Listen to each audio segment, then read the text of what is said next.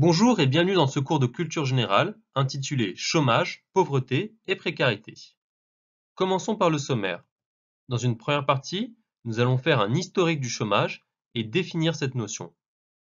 Dans une deuxième partie, nous allons parler des conséquences que peut avoir le chômage, notamment sur les individus. Et dans une troisième partie, nous allons parler de l'incidence des problèmes sociaux sur la santé. Commençons donc par la première partie.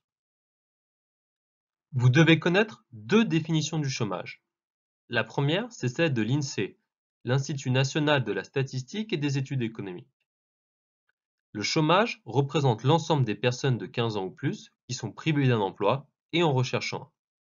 La seconde définition du chômage à connaître, c'est celle du BIT, le Bureau international du travail. Pour le BIT, un chômeur est une personne en âge de travailler, donc de 15 ans ou plus, qui répond simultanément à trois conditions. La première, c'est d'être sans emploi. La deuxième, c'est d'être disponible pour prendre un emploi dans les 15 jours. Et la troisième, c'est d'avoir cherché activement un emploi dans le mois précédent ou en avoir trouvé un qui commence dans moins de 3 mois.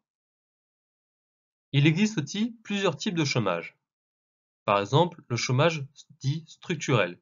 C'est le chômage qui est dû à un déséquilibre profond et durable du marché du travail. On a aussi le chômage conjoncturel. À l'inverse du chômage structurel, c'est celui qui provient d'un ralentissement temporaire de l'activité économique. On parle aussi de chômage frictionnel. C'est un chômage qui est souvent de courte durée et qui résulte du passage d'un emploi à un autre emploi. Parlons du chômage saisonnier. Il va concerner certaines branches professionnelles, comme le tourisme, dont l'activité varie selon les périodes de l'année, créant ainsi du chômage. Autre type de chômage à connaître, le chômage technique, qui est dû à une baisse d'activité momentanée de la production d'une entreprise. Enfin, dernier type de chômage que vous devez connaître, le chômage technologique, qui est dû aux innovations technologiques. Ce chômage est transitoire. Vous devez connaître deux théories fondamentales sur le chômage. La première, c'est la théorie keynésienne. Cette théorie a été mise en valeur par John Maynard Keynes, un économiste britannique du XXe siècle. Selon Keynes, le chômage provient d'une insuffisance de la demande de biens et services. Comme les gens ne consomment pas, les entreprises ne produisent pas et donc n'embauchent pas. Keynes a réhabilité le rôle de l'État qui doit intervenir en ce sens pour créer des emplois. Autre théorie qui s'oppose à la théorie keynésienne, la théorie libérale. Pour les libéraux, le travail est une marchandise comme un autre. Il y a une autorégulation du marché, c'est-à-dire une autorégulation de l'offre et de la demande. Ils recommandent donc une flexibilité des salaires et sont contre toutes les interventions de l'État, contrairement à Keynes, en faveur des chômeurs. Finissons la première partie par un petit historique du chômage. De 1945 à 1973, ce sont les 30 Glorieuses. C'est la période de croissance économique la plus importante de l'histoire de France. Elle s'accompagne d'un plein emploi puisque le chômage reste systématiquement en dessous de 3%. L'inflexion arrive en 1973, date du premier choc pétrolier. À partir de là, la croissance diminue et le chômage augmente progressivement jusqu'à la fin des années 80. De la fin des années 80 jusqu'au début des années 90, l'économie française connaît un léger mieux. Le chômage redescend à 9% de la population active avant de remonter jusqu'à la fin des années 90, jusqu'à 12%.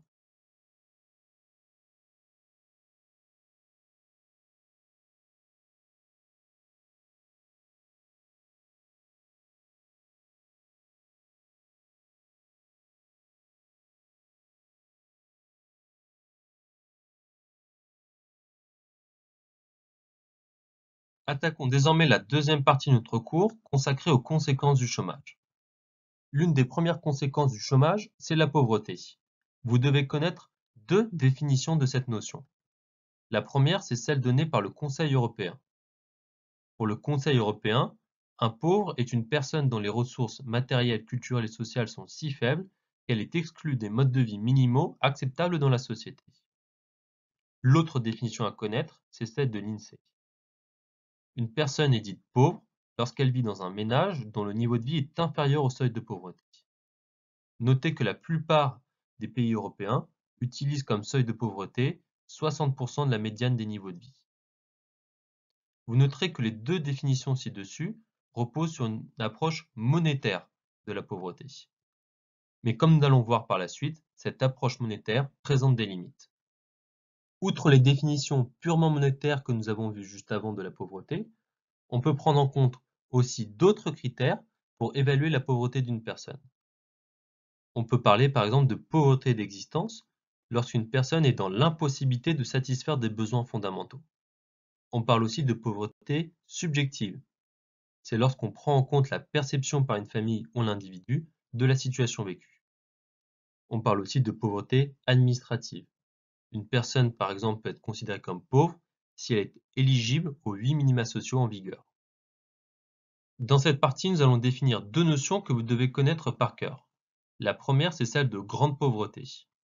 Selon l'INSEE, la grande pauvreté, c'est l'état d'un foyer dont le revenu est inférieur ou égal à un tiers du revenu médian. On définit aussi la pauvreté extrême. Elle peut prendre plusieurs formes. Par exemple, c'est la pauvreté héritée ou existante depuis très longtemps. Ou encore, ça peut être le sentiment de différence, d'exclusion ou de marginalisation. Un petit rappel sur la notion de taux de pauvreté. C'est le pourcentage de la population dont le niveau de vie est inférieur au seuil de pauvreté. Dans cette partie, nous allons dresser un tableau de la pauvreté en France. Il faut savoir que la France compte entre 5 et 8,8 millions de pauvres selon la définition qu'on adopte. Et ce qu'il faut surtout bien retenir, c'est qu'entre 2004 et 2014, le nombre de personnes pauvres a augmenté de près d'1 million suite à l'augmentation du chômage. Ce qu'il faut savoir aussi, c'est que la moitié des pauvres ont moins de 30 ans, disposent au maximum du brevet des collèges et que plus d'un quart d'entre eux vivent au sein d'une famille monoparentale. L'absence de diplôme et le milieu social sont les clés de la compréhension de la pauvreté, puisque 2 tiers des pauvres ont au plus un CAP. Sachez aussi que les femmes sont autant touchées que les hommes et que les plus de 50 ans sont seulement 3% à être touchés par la pauvreté. C'est donc une catégorie qui est relativement épargnée. Une autre conséquence du chômage, c'est la précarité. Définissons ce qu'elle veut dire selon Joseph Brzezinski. La précarité, c'est l'absence d'une ou plusieurs des sécurités qui permettent aux personnes et aux familles d'assumer leurs responsabilités élémentaires et de jouir de leurs droits fondamentaux.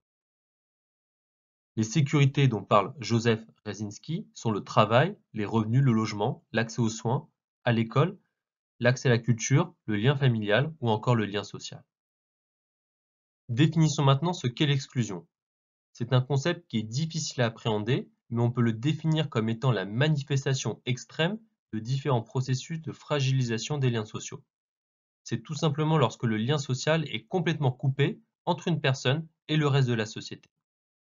Ce concept dépasse ainsi celui de pauvreté, car il correspond à la non-réalisation de droits sociaux fondamentaux de base garantis par la loi. Sachez qu'entre 0,4 et 0,5% de la population française, soit à peu près 300 000 personnes, sont concernées par la notion d'exclusion. Finissons cette deuxième partie par définir ce qu'est la discrimination. La discrimination peut conduire à l'exclusion. C'est le fait de distinguer et de traiter différemment quelqu'un ou un groupe de personnes par rapport au reste de la collectivité ou par rapport à une autre personne.